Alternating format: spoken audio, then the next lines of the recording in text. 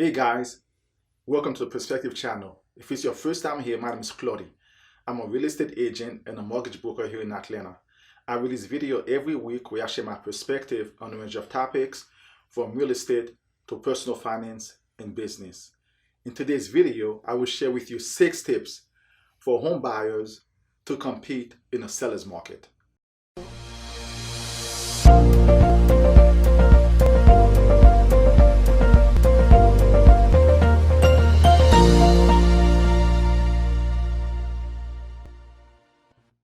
First of all, what is a seller's market?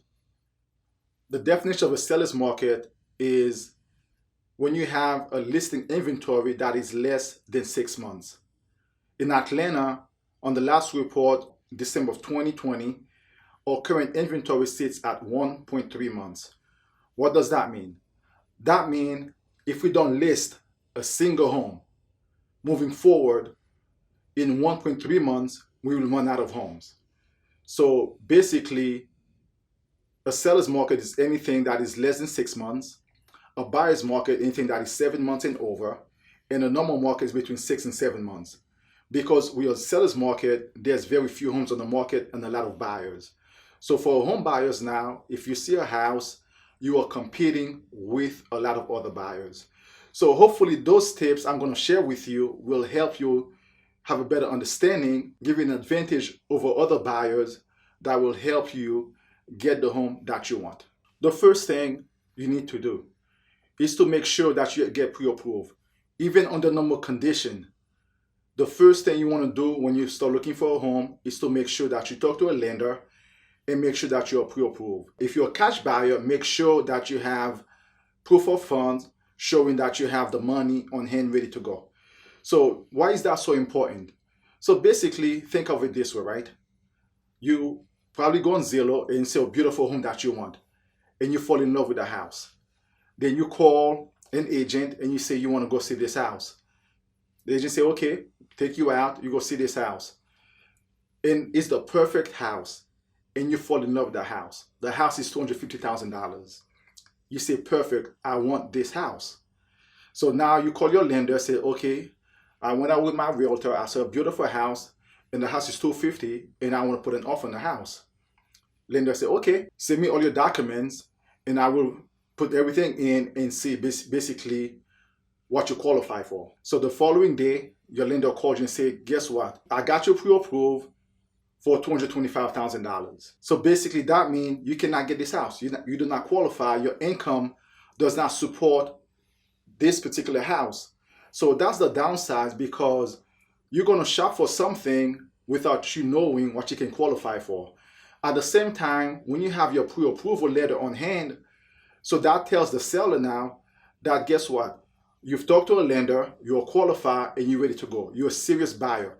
So any offer that you put on a particular house with that pre-approval letter give you some leverage, letting the seller know that you're a serious buyer and you're interested in this house and you're going to put an offer on the house. So if you send an offer over without pre-approval letter, in most likelihood, any agent will pretty much not taking your offer seriously because they don't know if you qualify for this particular property. So you're just sending an offer over with nothing to back it up.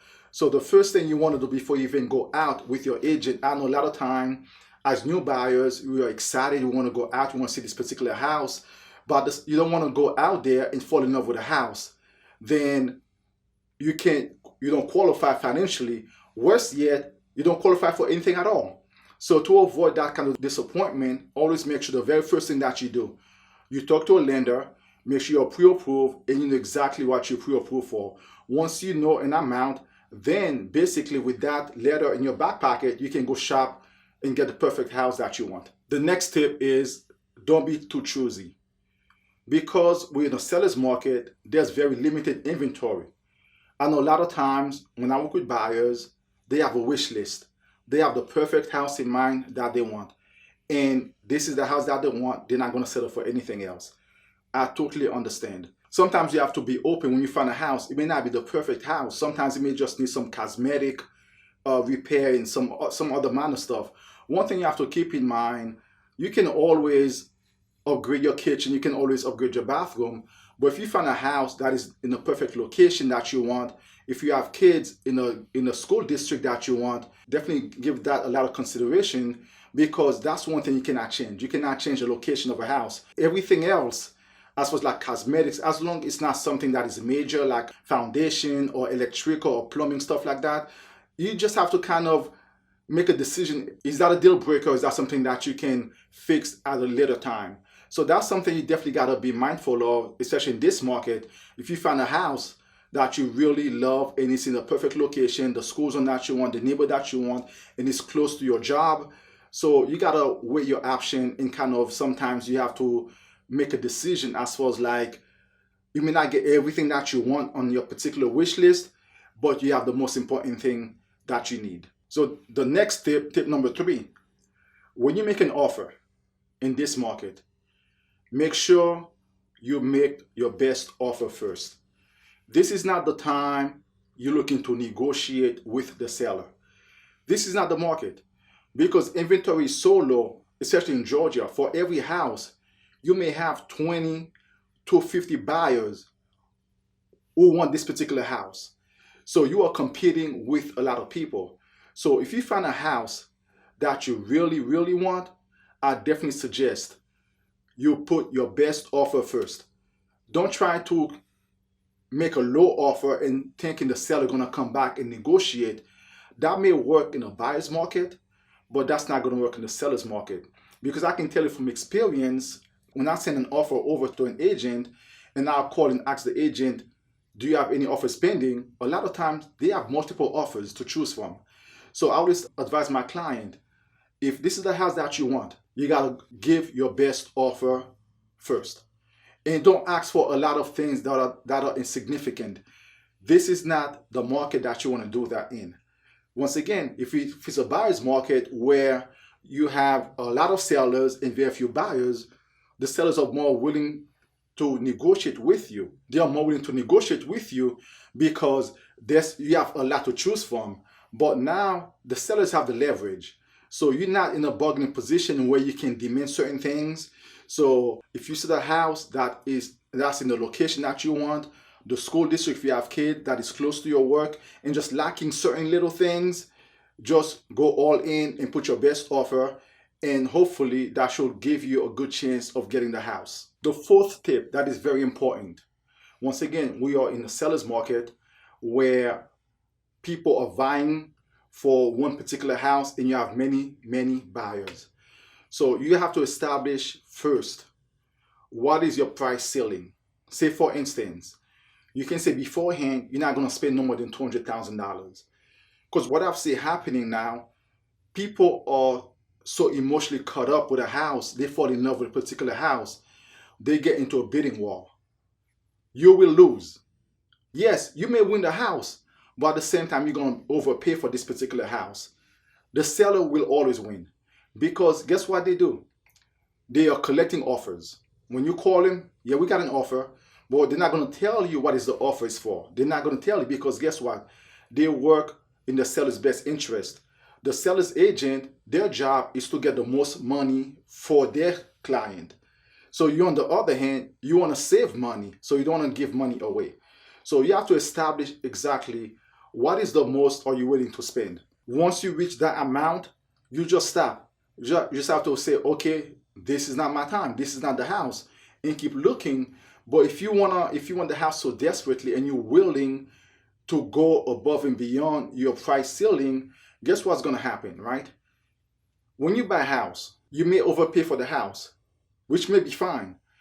But if you're getting a loan, guess what the lender's going to do? The lender's going to do their own appraisal.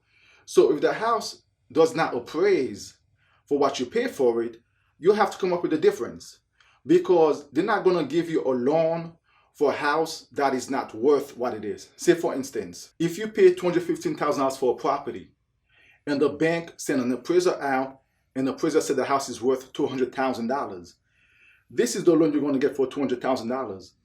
So therefore, you're going to be in a position now that you overbid for this house for $215,000. So you got to come up with that difference. Otherwise, you have to go back to the seller and ask the seller now, because the house does not value at this price, they have to reduce the price. They may or they may not. It all depends. So a lot of times, this market, the seller is sitting on multiple offers. Sometimes they may take your offer, then they have backup offers in case something were to happen. They got somebody else waiting to jump on it. So that's why it is so important for you to establish a ceiling price or what you're willing to pay. So you don't get to a position where you're overpaying for a house, then it does not appraise. So if it comes to that point, you have to say to yourself, that's it. You're not going to go anymore, and you just kind of take yourself out of the bidding war. Another option you can consider if you're having a hard time finding a property, because every property that you find, you put an offer in and your offer is not being accepted, you can look into new construction. And in Georgia, we have quite a few new construction, but that may take some time to build once again because of demand. So the builders are way behind. So that's another option so with new construction, you are not actually bidding with a lot of people. So if they have inventory available, you just sit with the builder and you kind of pick the house that you want, and they give you like an estimated time frame when the house will be built. So in this way, you are not competing with hundreds of other buyers for one particular house. So that's one option you can definitely look into if you're having a hard time finding a resale within your price range. Definitely, if you have an agent working with you, just bring that as an option, as well as like look into new construction, especially if you have flexible on time, you don't need to move right away. Perhaps you may have to wait 3 to 6 months for your home to be built. So definitely keep that in mind as you go into your home search, and if you're having a hard time finding a particular home in the resale market. The last option is consider waiting for the market to kind of change. But the downside of that, nobody knows when the market will change. Some people say this year, other people say next year. Nobody knows. So that's a risk you're taking. But if it's not an emergency that you need to move, so that's definitely something that you can think about, as far as like just wait for things to turn. Hopefully you can jump in at some point and get the house that you want. Because right now, like I say, in Georgia, we have like 1.3 months inventory. It's very few homes on the market to pick from. So you are competing with a lot of other people. So what that means is supply and demand.